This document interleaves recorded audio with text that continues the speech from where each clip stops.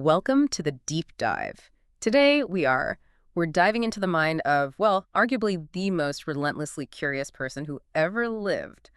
Leonardo da Vinci. We're going to try and move beyond the bullet points and the famous paintings. Our mission today is to tackle this huge historical mystery. How did one man, working in the late 15th century, manage to be so profoundly, so completely ahead of his time? It's the ultimate intellectual paradox, isn't it? And for you listening, this isn't just going to be a rundown of his greatest hits. It's about trying to reverse engineer his mind. We have the sources showing he outthought scientists, outdrew artists, outbuilt engineers. But the real question is, how did that single mind even work? Exactly, because that's the true riddle. We have this staggering amount of physical evidence. I think it's over 7,000 pages of his notebooks that survived. But the ideas inside them, they feel so modern. It's like finding a 20th century blueprint drawn on 15th century paper. So we really need to dig into how he got there. Okay, let's begin at the beginning, because nothing about his origins suggests this staggering future. Leonardo was born in 1452 in Vinci, just a small town in Italy. He was an illegitimate child. Right, and that was a huge deal back then. It meant he was pretty much barred from all the usual paths to success. No noble status, and this is really the key, no formal schooling. He didn't get advanced Latin, he didn't go to university. And, funny enough, that lack of formal education might have been the single best thing for him.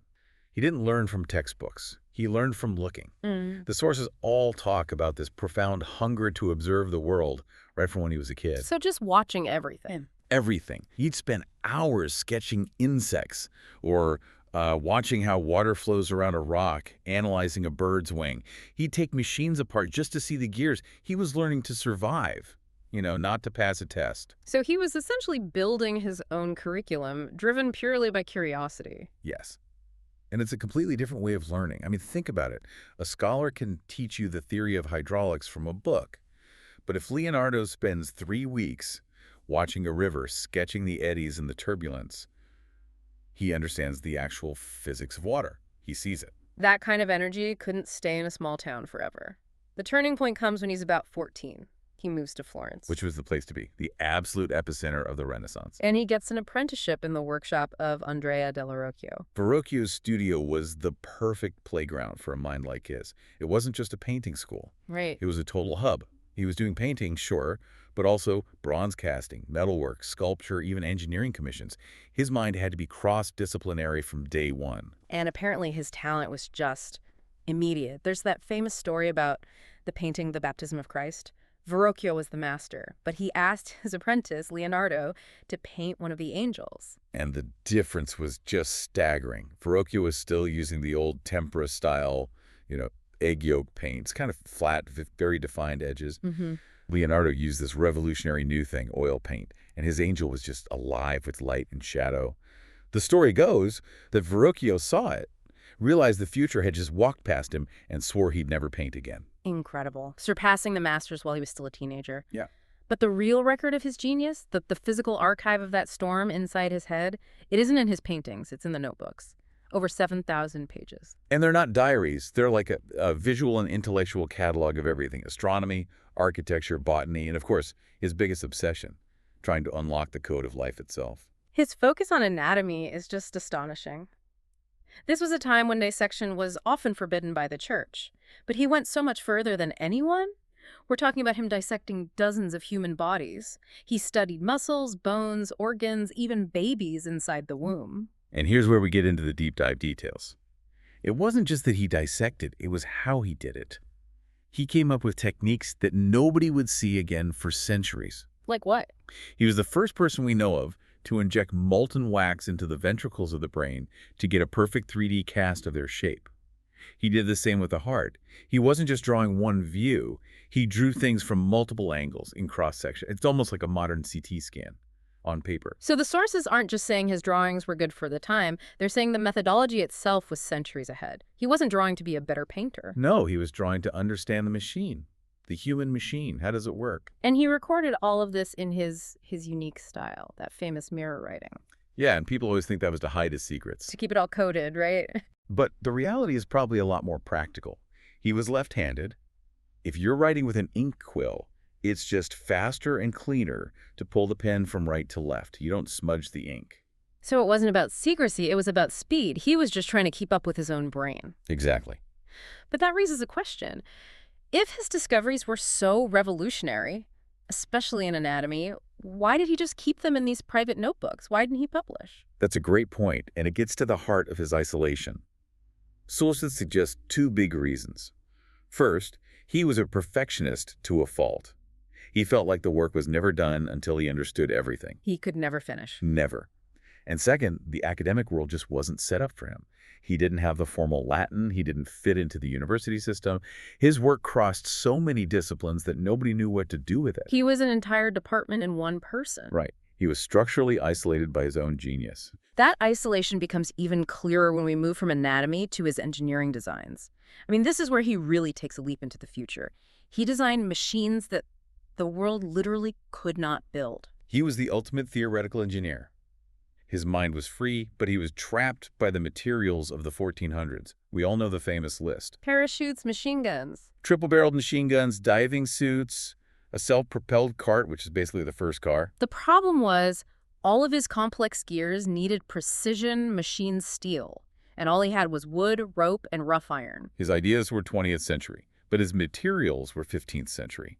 You look at his design for an armored vehicle, the first tank. Yeah. It was supposed to be powered by men inside turning cranks, but the weight and the friction would have made it almost impossible to move. The concept was brilliant, the physics was sound, but the materials weren't there. And his greatest obsession, of course, was flight. Thousands of hours watching birds, dissecting them, taking endless notes on aerodynamics, lift, drag. His notebooks are filled with designs for gliders, ornithopters, those machines that flap their wings like a bird, and, of course, the air screw. Which is basically the first blueprint for a helicopter. Precisely. It's this giant rotating helix. The principle's revolutionary.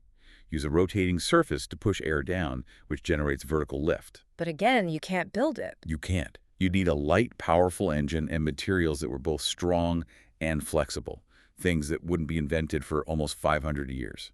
So he proved the physics of vertical flight were possible in the 1490s.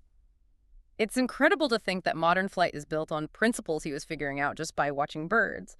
And then all of this relentless science, it all pivots back into his art. He only painted, what, maybe 20 finished pieces? Something like that. Yeah. But every single one changed painting forever. Because his art was the application of his science. Exactly. Take the Last Supper. It's not just a pretty picture of a Bible story. It's a moment of pure psychological drama, frozen in time. He used his knowledge of anatomy and emotion to give every single apostle a unique, believable reaction. And then, of course, there's the Mona Lisa, the most famous painting in the world. And the key there is his technique, the sfumato, the smoky look. Sfumato wasn't just good blending. It was applied optical science. He would put on dozens of layers of incredibly thin, translucent oil glazes. This eliminates all the hard outlines. So things look a bit blurry, especially around the corners of the mouth and the eyes. Yes. And that gives the illusion of motion, doesn't it? The smile seems to appear and disappear. Right, it feels alive. Because it's playing with your peripheral vision. It's how our eyes actually process light and shadow. He wasn't just painting what he saw, he was painting how we see. And that explains why he was so slow. He wasn't trying to finish a portrait. He was trying to capture a soul. And all of this incredible output, it all leads to this sort of tragic truth about him. The world just was not ready for him.